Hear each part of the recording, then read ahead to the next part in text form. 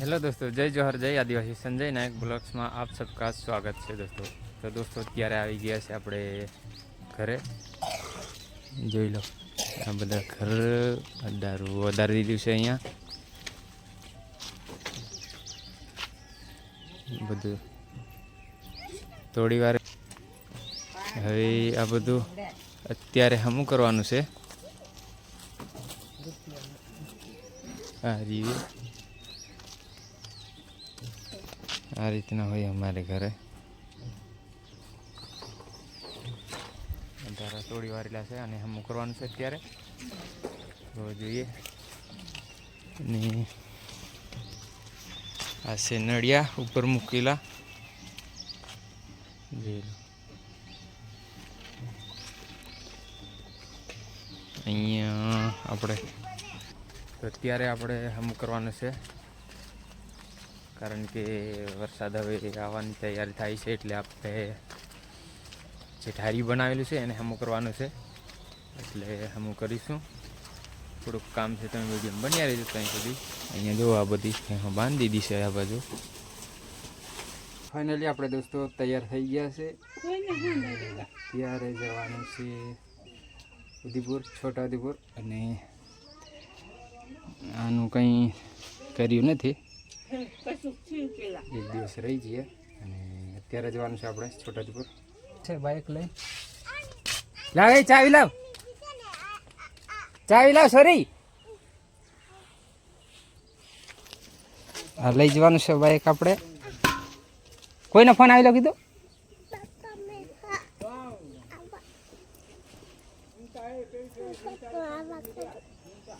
जोने हमने खबर पड़े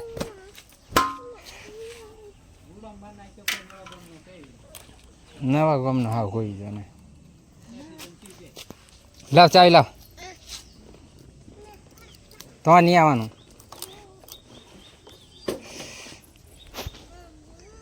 तो वीडियो में तमे कंटिन्यू रहीजो। त्यारे आपणे जईए छे छोटा उदयपुर। तो भाईओ आपणे छोटा उदयपुर आवी गया छे अने छोटा उदयपुरमां आपणे आयोजक राखेलो छे, मीटिंग राखेली छे एना कारणे आपणे आई गया छे। જોઈ લો આદિવાસી સંસ્કૃતિ આ રીતે।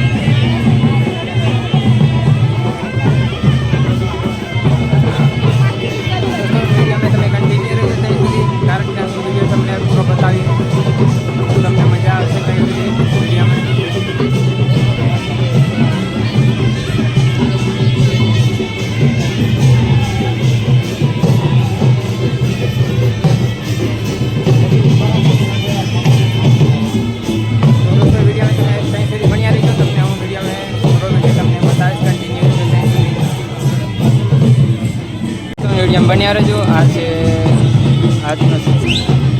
मीटिंग राखवामां आवी छे त्यां आदिवासी संस्कृति निभावी रह्या छे एटले तमे विडियो बन्या रहो त्यां सुधी तमने हूँ पूरो विडियो बतावीश। आ रीतनुं आदिवासी संस्कृति थाय छे त्यां सुधी तमे विडियो बन्या रहो। जोई लो मीटिंग में आवी गया छे आटला बधा माणसो।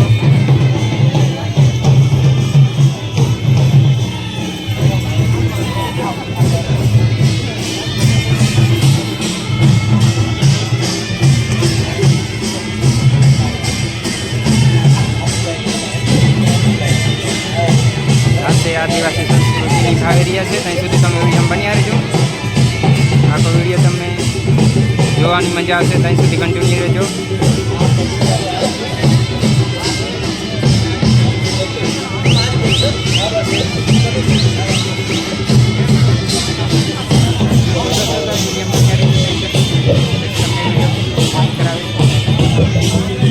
મંજુલાબેન કોલી, જિલ્લા પંચાયતના સભ્ય શ્રી ભવાનભાઈ રાઠવા, બરોડા ડેરીના ડિરેક્ટર શ્રી સંગ્રામસિંહ રાઠવા, જિલ્લાના જીઆરડી કમાન્ડર શ્રીમતી લીલાબેન રાઠવા, તાલુકા ભારતીય જનતા પાર્ટીના પ્રમુખ અને સરપંચ સંઘના પ્રમુખ શ્રી રસિકભાઈ રાઠવા, ભારતીય જનતા પાર્ટી છોટાઉદેપુરના પૂર્વ પ્રમુખ અને CWCના ડિરેક્ટર શ્રી કાળુભાઈ નાયકા, જિલ્લા પંચાયતના બાંધકામ વિભાગના કાર્યપાલક ઇજનેર શ્રી નજરુભાઈ, તાલુકા પંચાયતના ઉપપ્રમુખ શ્રી જયદીપભાઈ રાઠવા, તાલુકા પંચાયતના કારોબારી અધ્યક્ષ અને પુષ્પારાજ એવા રાજેન્દ્રસિંહ રાઠવા, તાલુકા વિકાસ અધિકારી શ્રી, નાયબ જિલ્લા વિકાસ અધિકારી શ્રી, મહિલા મોરચાના જિલ્લાના અધ્યક્ષ એવા સજ્જનબેન રાજપૂત, તાલુકા પંચાયતના સૌ સભ્યશ્રીઓ, છોટાઉદેપુર તાલુકામાંથી આવેલા સૌ આદરણીય સરપંચશ્રીઓ, આદરણીય વડીલો, આગેવાનો, માતાઓ, ભાઈઓ, બહેનો, યુવાન સાથીઓ, અધિકારીગણ, કર્મચારીગણ અને વાલા યુવાન સાથીઓ, આજનો દિવસ એ છોટાઉદેપુર તાલુકા માટે ઐતિહાસિક અને ગૌરવપૂર્ણ દિવસ છે. કારણ કે આ ભવનના નિર્માણથી છોટાઉદેપુર તાલુકાના 145 ગામ, ઘણાને એવું થતું છે કે 145 ગામ કેમ કીધું, પણ 144 ગામ હતા અને એક ગામ વરદી ફળિયાને નવો દરજ્જો આપવામાં આવ્યો એટલે આપણે 145 ગામનો તાલુકો બન્યો. અને ઘણા પાછા એવું થાય કે 142 જ છે, 2 ગામ તો ડુબાણમાં છે, પણ આપણે એને ગામ ગણવા પડે એટલે આપણે 145 ગામ કીધું છે. આ ગામોના વિકાસ જેમ કે ગ્રામ્ય રસ્તાઓ, પીવાના પાણીની સુવિધાઓ, શિક્ષણની સુવિધા, આવાસની સુવિધા વગેરે વગેરે સુવિધાઓ ઉપલબ્ધ કરવા માટે અને એની સુવિધાઓનું સંચાલન કરવા માટે કરીને ગામડાના સ્વાગી વિકાસનું સંચાલન આ તાલુકા પંચાયત કચેરીના માધ્યમથી થવાનું છે. મિત્રો, તાલુકા આ નવું મકાન માત્ર ઈંટ, પથ્થર અને સિમેન્ટનું બાંધકામ નથી, પરંતુ તે આપણા તાલુકાના વિકાસ, સમૃદ્ધિ અને પ્રગતિનું પ્રતીક છે. આ કચેરી ગ્રામ્ય વિસ્તારના લોકોની સેવા માટે એક આધુનિક અને સુવિધાયુક્ત કેન્દ્ર બનશે. આ પ્રોજેક્ટની સફળતા પાછળ આપણા લાડીલા માન્ય વડાપ્રધાન શ્રી નરેન્દ્રભાઈ મોદીનું ગ્રામીણ વિકાસ માટેનું તેમનું સ્વપ્ન મુખ્ય રહ્યું છે. તેમના નેતૃત્વમાં ભારતના ખૂણે ખૂણે વિકાસની ગાથા લખાય છે. સાથે જ આપણા માન્ય મુખ્યમંત્રી શ્રી ભૂપેન્દ્રભાઈ પટેલ સાહેબના દૂરદેશી માર્ગદર્શન અને ગુજરાતના ગામડાઓને સશક્ત બનાવવાની તેમની હમણાં આપ સૌને વાત કરી એવા જિલ્લા પંચાયતના બીજી વારના પ્રમુખ શ્રીમતી મલકાબેન પટેલજી, મારા હંમેશા ગુજરાત વિધાનસભાની અંદર છોટાઉદેપુર વિસ્તારના પ્રશ્નો વિધાનસભામાં રજૂ કરતા, પાયાની જરૂરિયાતો માગણી કરતા, બજેટમાં જોગવાઈ કરતા મારા ધારાસભ્ય શ્રી માન્ય રાજેન્દ્રસિંહ રાઠવાજી, પૂર્વ કેન્દ્રીય રેલ મંત્રી, આપણા માર્ગદર્શક, પૂર્વ સાંસદ શ્રીમાન નારાયણભાઈ રાઠવાજી, પૂર્વ ધારાસભ્ય માન્ય શંકરભાઈ રાઠવાજી, અમારા સંગ્રામસિંહ રાઠવાજી, ડિરેક્ટર ડેરી, જિલ્લા ભારતીય જનતા પાર્ટીના નવા વરાયેલા અમારા સંગઠનના નેતા પ્રમુખ શ્રી ઉમેશભાઈ રાઠવાજી, અમારા મુકેશભાઈ પટેલ, APMCના ચેરમેન છોટાઉદેપુર રસિકભાઈ રાઠવા, મારા જિલ્લા વહીવટી અધિકારી DDO શ્રી સચિન કુમાર ઉપસ્થિત છે, તેઓનું પણ સ્વાગત. તાલુકા પંચાયતના પ્રમુખ બેન શ્રી કલ્પનાબેન, ગુમાનભાઈ રાઠવા, કાળુભાઈ, SP શ્રી છોટાઉદેપુર, નગરપાલિકાના પ્રમુખ મંજુલાબેન રાઠવા, જિલ્લા પંચાયત કારોબારીના અધ્યક્ષ શર્મિષ્ઠાબેન, તેમજ જિલ્લાની વિવિધ સમિતિઓના ચેરમેનશ્રીઓ, જિલ્લા સભ્યો, જિલ્લા ભારતીય જનતા પાર્ટીના ઉપાધ્યક્ષ દિનેશ રાઠવા, તમામ પદાધિકારીશ્રીઓ, સરપંચશ્રીઓ, મીડિયાના મારા મિત્રો, તાલુકા પંચાયતના સભ્યશ્રીઓ, મહિલા મોરચાના પ્રમુખ બેન શ્રી સજ્જનબેન, અમારા જીઆરડી કમાન્ડર લીલાબેન રાઠવાજી, રાજેશભાઈ રાઠવાજી, કારોબારીના અધ્યક્ષશ્રી, મારા વહીવટી તંત્રના પંચાયતથી માંડીને તમામ વિભાગના અધિકારીગણ, મંચ પરના પદાધિકારીઓ, શિક્ષણ જગતના આગેવાનો અને સમગ્ર તાલુકામાંથી જેના તાલુકાના વિકાસની ચિંતા છે એવા મારા સૌ ખેડૂત ભાઈઓ, બહેનો, યુવાનો, સંગઠનના મિત્રો, ચૂંટાયેલા મિત્રો, આપ સૌનો મિત્રો આ પ્રસંગે રાજ્ય સરકાર વતી મિત્રો સ્વાગત કરું છું. મિત્રો, આ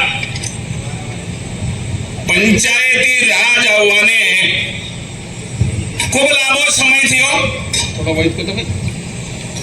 પૌરાણિક કાળથી પંચાયતની સંકલ્પના રૂપે ગામને મૂળભૂત એકમ તરીકે ગણવામાં આવેલ છે અને ગ્રામ પંચાયતનું અસ્તિત્વ પણ તેટલું જ પૌરાણિક ગણાય છે.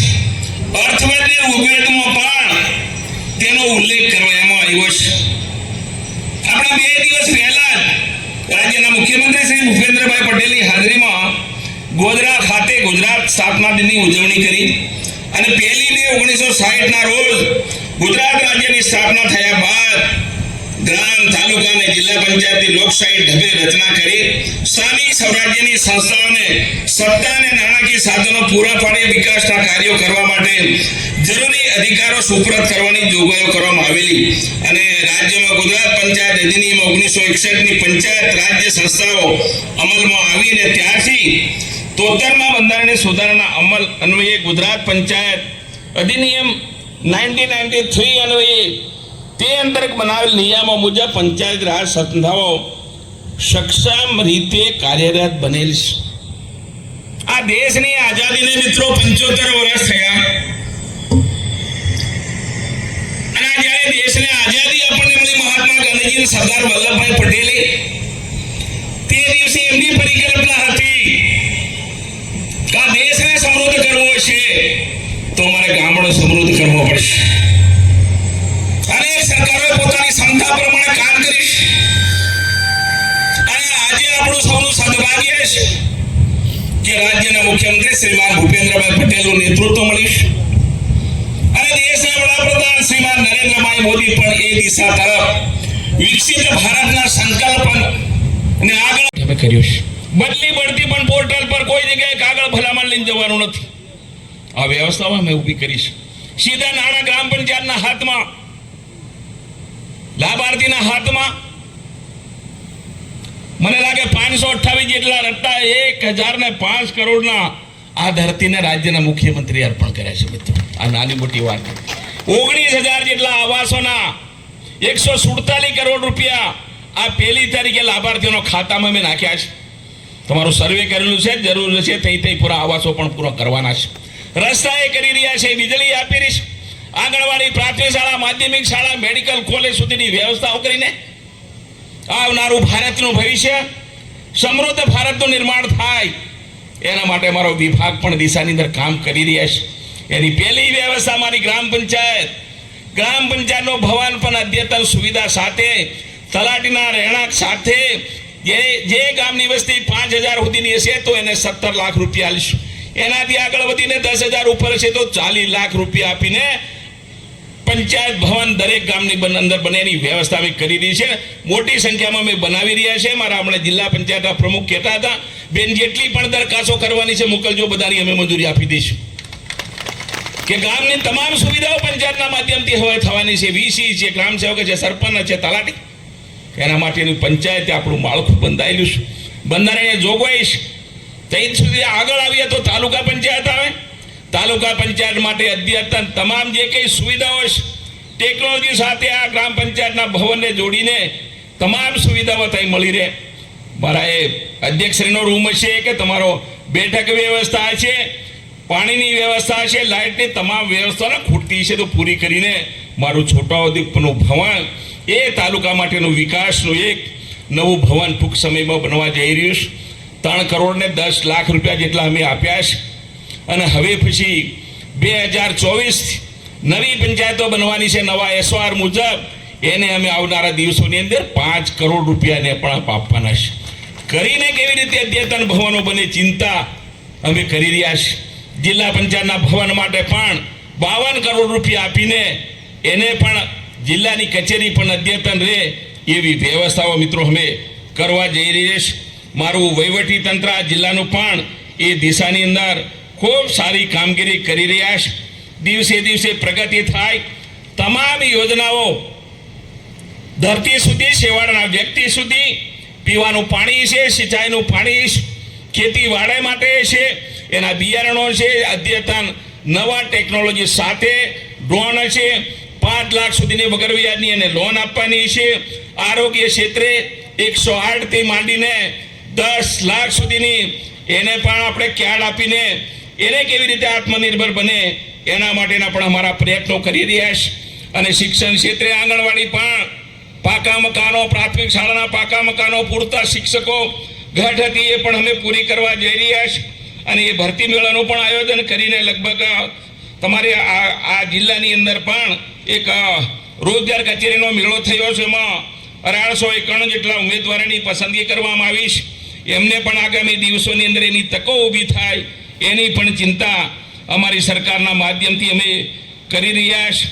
અને વિવિધ યોજનાઓની ખૂબ લાંબી વાત કરતો નથી.